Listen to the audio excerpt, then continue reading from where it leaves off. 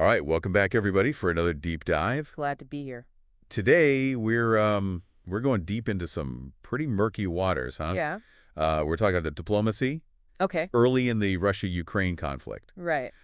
Specifically, what did Boris Johnson say I about was what he did, and how does that compare to what Zelensky says and other Ukrainian officials? So we've got a ton of sources here. Yeah. Interviews, speeches. Okay. And all very recent. yeah, and this is all happening right as the war, it's really at a critical point. Yeah, the timing of this is so interesting, I think. Yeah, absolutely. This is, we're seeing behind the scenes, right, at this diplomacy, and it's all at this really key moment in the war. Right. It could change everything. Exactly. Okay, so let's just jump right into it, okay? Yeah. So Boris Johnson, right? Right. He's making some pretty bold claims in this interview he just did. At the Munich Security Conference? Yeah, at the Munich Security Conference. Right.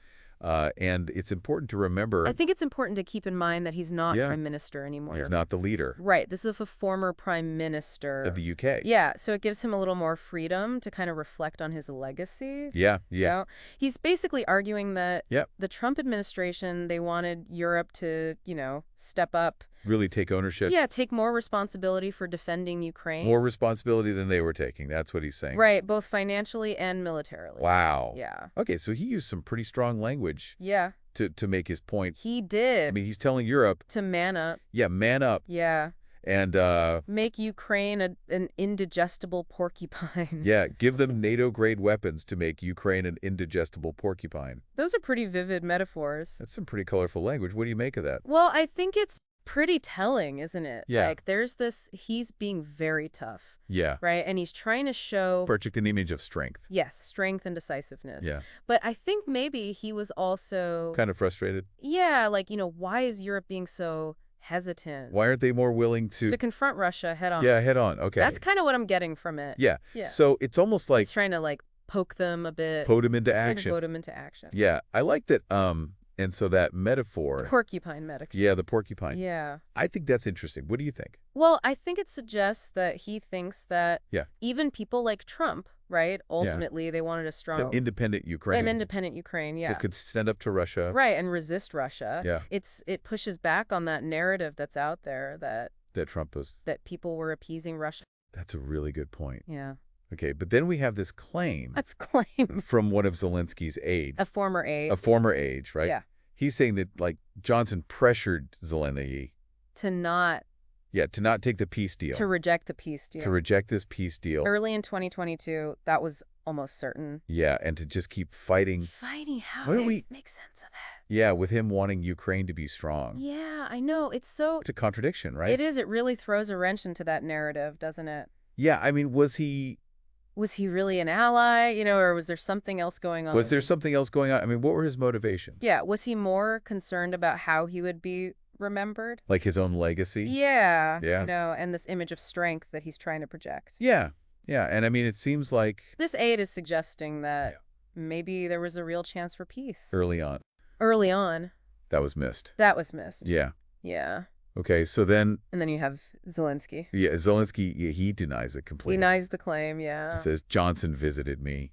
After. Yeah, after the Ukrainians... pushed back the Russians. Pushed back the Russians near Kyiv. Near the capital, yeah. Yeah. Right. So he's saying, look, there was no pressure. Right, there was no pressure. Because it already happened. It had already happened. Yeah, okay, but... but the timing here is just so important.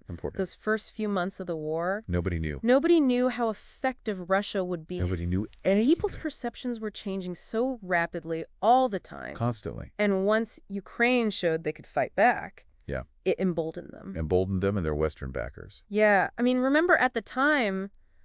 yeah. people thought... they thought Russia was going to roll right over them. They thought Russia was going to win really quickly. Yeah.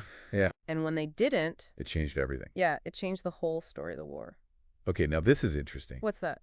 Zelensky's denial, right? Right. He says it in Ukrainian. Yeah, in Ukrainian. I think that's significant. What do you think? I think that's a really good observation, actually. Yeah. I think it shows he's talking to... multiple audiences. multiple audiences, Yeah. He's telling his people, look, I'm strong. I'm committed to defending you. To defending you, this is our country. Our country, we're going to fight for it. Right. So, okay, so it's we've got weird. Johnson pushing for a strong Ukraine. This aide saying he pressured Zelensky to not take the peace deal. And then Zelensky denying it. But to a specific audience. Yeah, to a specific audience. So where do we go from you? Well, first, I think we have to recognize Yeah. it's a very complicated It's situation. a very complicated situation. We're talking wartime secrecy, Yeah. political maneuvering. And these people... And they may not be telling the whole story. Yeah, right. We have to think about their motives. Yeah. Why are they saying what they're saying? And their potential biases, yeah. Their potential biases, yeah. So it's like a puzzle. That puzzle, where yeah. some of the pieces are missing or warped. Yeah, or warped. But we're going to figure it out. Right. So we're going to look at the timeline of the early months of the war. Yeah. What else was going on? What was the context? The broader context, yeah. To try to understand these competing narratives. Because the stakes were high. The stakes were so high, yeah. and these decisions... They still matter today. They echo today. Yeah. Yeah. Okay, let's take a quick break, and then we'll dig into all that. Sounds good. We can't forget about, the Bucha massacre. Yeah. That happened right after Johnson went to Kyiv. Oh, yeah. I mean, you can't imagine that didn't, change the whole mood. Right, yeah, about negotiating. Right, so for those who might need a refresher, yeah. Bucha was right outside of Kyiv, and it's where... Russian troops. They were accused of these horrible war crimes against... Civilians, right? Yeah. So that was... It was a turning point in the conflict. Yeah. It solidified this view of Russia as, a brutal aggressor. Yeah, and for Zelensky, it made it politically impossible to even think about making concessions. Right, so it's just so complicated. It's so complicated. You have Johnson, he wants a strong Ukraine. Yeah. But then there might have been this chance for a peace deal. Yeah. And then Bucha happens. Yeah. And then Zelensky has his own things he has to think about. Exactly. It's just, there's so much going on. Yeah, and then there's the West. Yeah, the West, they're supporting Ukraine too. Especially the U.S. Yeah, especially the U.S., Biden's administration. I mean, they were committed to helping Ukraine. To money. Money, weapons. Weapons, and that definitely, that influenced Zelensky. It had to, right? Yeah. It had to influence his decisions. Yeah, for sure. I mean, they were promising more support. Long-term support. Long-term support, and maybe even... NATO membership? Yeah, NATO membership, right? So why would he take a peace deal? If he could just keep fighting. If he could keep fighting. And maybe even win. And maybe even win with the West's help. With the West's help, right? And remember, at the time... Nobody thought they could win. So many people thought Russia would just crush them quickly, but they didn't. They held on. They fought back. It's amazing. It changed everything. Changed the whole narrative, yeah. The narrative of the whole conflict. Yeah, it really did. So going back to Johnson. Yeah. And what he's trying to say about, what he did. His legacy. Yeah, his legacy. He was one of the first to give big military aid. Yeah. Especially those NLAWs. Oh, yeah, those anti-tank missiles, right? Those were really effective. Especially early in the war. Early in the war. Yeah. They're designed for... infantry to use against tanks. Yeah. Yeah. Those became a symbol... A symbol of Western support. Yeah, of Western support. And they were really important in stopping that first Russian push. Yeah, they were really important. So Johnson, he was a big part of that. Yeah. But the question... Did it help or hurt the chances for peace? Yeah. Did he help? Or did he make things worse? Yeah, yeah. Did his action... make the war last longer? Yeah, drag it out, cause more suffering. Right. It's tough. It's really tough. It's a really tough question. Because on one hand, you want to help a country defend itself. Yeah, of course. But you also don't want to do anything that might make the war worse. Right. You want to help them survive. Yeah, you want to help them survive. You don't want to, make it harder to find peace. Yeah, yeah. It's a dilemma. It's a real dilemma. It happens a lot in these situations. I guess so. And we're looking back now. With hindsight. With hindsight, yeah. At the time. They didn't know what was going to happen. Nobody knew. Making decisions with not enough information. Yeah, things were changing so fast. So fast, yes. Yeah, so we're trying to be fair. We're trying to acknowledge how complicated it was. It was so complicated. Yeah. So, okay, we talked about Johnson. Right. What about Zelensky? Yeah. What about Zelensky? What's he thinking? What are his motivations? Yeah, his motivation. Well, you have to understand history here. History, yeah. For Ukrainians. Yeah. Giving up land is a big deal. Is this huge deal. It's very sensitive. Right. They've already been through it. They've been through it with Crimea. With Crimea in 2014. Russia just took her. Russia annexed it. Yeah. Yeah. And they know what happens when you appease Putin. You can't give them an inch. Right. Right. So any deal where they lose land. Yeah, it feels... It feels like they're being rewarded for aggression. Yeah, and it sets a bad precedent. A terrible precedent. Yeah. It could embolden Putin even more. Right, and then Putin just makes it worse. Yeah, so much worse. They're not going to give up anything. They're not going to compromise. They're not going to compromise, no. And Zelensky...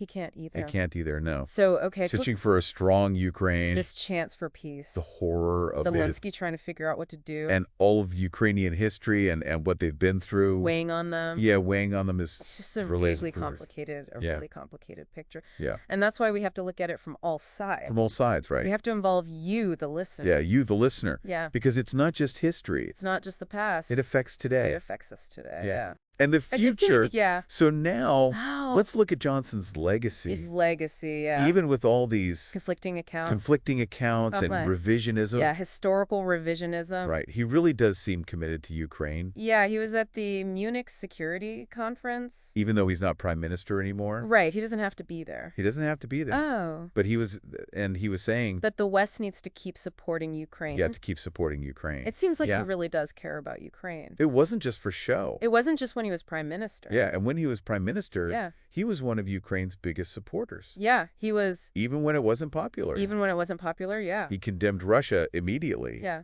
And gave them weapons. When other countries were still hesitant. Yeah. So the question is, how will history judge him? How will history judge Boris Johnson?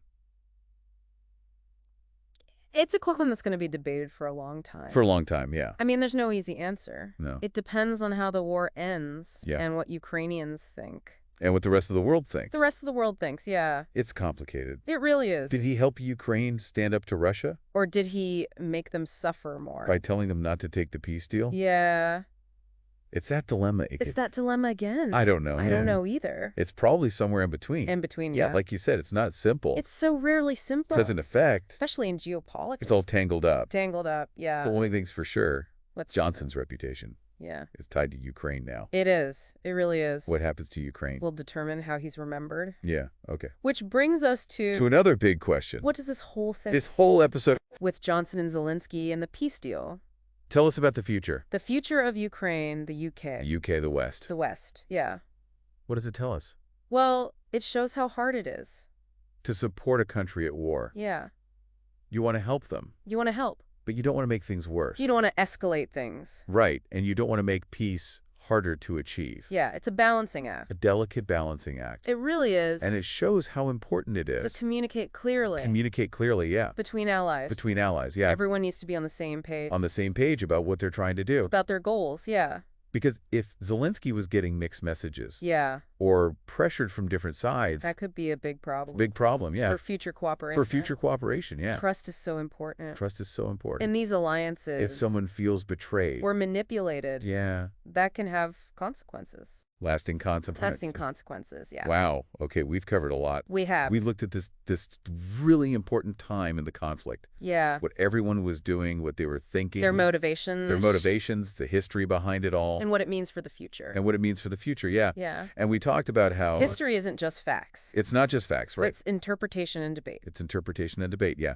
So now, for the last part of our deep dive, I want to leave you, the listener, with a challenge. Yeah. Okay. To think about all this. All this information we've given you. Yeah, to really consider it. The evidence. And to make up your own mind. About Johnson. About the peace deal. That might have been missed. Yeah. Because it's not about blaming anyone. Not about blaming anyone or praising anyone. Understand. It's about understanding. How hard it was. Every decision mattered. Yeah. And there could have been unintended consequences, yeah. We're still dealing with those today. We are, yeah. It's amazing. Yeah. It really is amazing how these decisions just have such ripple effects. It's true. And we're still wrestling with all of this. Yeah. Trying to make sense of it all. And one thing that really strikes me is just, how Johnson talks about it all. Oh, yeah. It's like, it's so bare, It is. It's like he's almost performing. You know what I mean? Yeah. Ukraine's going to win. They're going to be this steel-quilled porcupine. It's very dramatic. It's so dramatic. Yeah. It's like Shakespeare or something. Yeah. It's really interesting, isn't it? He seems to really like these big historical narratives, Like he sees himself as this Churchillian figure fighting for freedom against tyranny. Yeah, it's really something. And that, I think, whether he means to or not, yeah. that shapes how people see this conflict, right? How they remember it. So it makes you think. It does. How much of history is just the stories we tell about it? That's a good question. Right? It really is. And if we understand how those stories get made, yeah, then we can be more critical. We can be more critical of the information we see. Yeah. We can, better understand the world. Yeah, the complexities of it all. Right. So I think the biggest question the one everyone's asked is, how will history judge Boris Johnson? Yeah. What will his legacy be? Yeah, for all of this, for Ukraine. It's a big question. Yeah, for the war. It's a question historians will be debating for years, I think. I think so, too. I mean, there's no doubt that he supported Ukraine very vocally, very early on. He gave him a lot of help. Yeah, he did. When they really needed it. At a crucial moment. And he really brought the world together. To help Ukraine. To help Ukraine, yeah. But that question. About the peace deal? Yeah. Did he pressure Zelensky? And did that make the war last longer? That question's going to linger. Yeah. It's a complicated legacy. Yeah, and like we were saying. There's no easy answer. No easy answer. You can't just, untangle everything. All the motives. The motives. Pressure, the calculation. It's all just, mixed together. It's all intertwined, yeah. But we've done a good job. We've at least gotten a better understanding. Of this moment in history. Yeah, of this really pivotal moment. Yeah. We went beyond just the headlines, right? Right. And the simple stories. To look at, the nuances. The nuances, yeah. The contradictions. It's contradictions. And the mysteries. And the mysteries that are still there. And that's what makes this so fascinating. So fascinating. Yeah, and so important to understand. And that's what we do here. On the Deep Dive. On the Deep Dive. We try to give you the tools to think critically about the world, to understand these things, history, politics, human nature, yeah, and to, come to your own conclusions. Even when it's hard. Even when it's hard, yeah. Because sometimes there are no easy answers. There really aren't. We just try to give you a framework. A framework, yeah. To understand it all. Because there's so much information out there. So much information, but real insight. It's hard to come. It's hard to come by, yeah. So, as we wrap up this deep dive, I want to leave you with this. Okay. We've given you all this information. All these different perspectives. But it's up to you. That the listener. To decide what you think. To decide what you think, yeah. We've given you the puzzle pieces. Now you have to put them together. Yeah, and see the big picture. That's the beauty of critical thinking, right? It is. You engage with the material. You question everything. You weigh the evidence. And that's so important today. It's more important than ever, I think. With all the information overload. The information overload, yeah. The fake news. The conflicting narratives. The conflicting narratives, yeah. Yeah. So we encourage you to look at the sources we talked about. Yeah, do your own research. Dig deeper into all of this. Yeah. And don't be afraid to question your own views. Yeah, challenge yourself. Challenge yourself. Because when people are informed, that's what makes democracy work. That's the foundation of a functioning democracy. And that's something worth fighting for. Absolutely. An informed and engaged It's so important. It's essential. Not just for democracy. But for a better world. A more just world. A more peaceful world. Well said. Thank you. So I'll leave you with this one last thought. Okay. How might what we talked about today shape how we make decisions in the future? About these things. About intervention, about diplomacy. About when to support our allies. And when to push for peace. Something to think about. As the world gets more complicated. More interconnected. And unpredictable. Yeah. Thank you for joining us. It's great to be here. On this deep dive. Yeah. We'll be back soon with another one. We'll see you then. Until then, stay curious. And keep questioning. And keep questioning.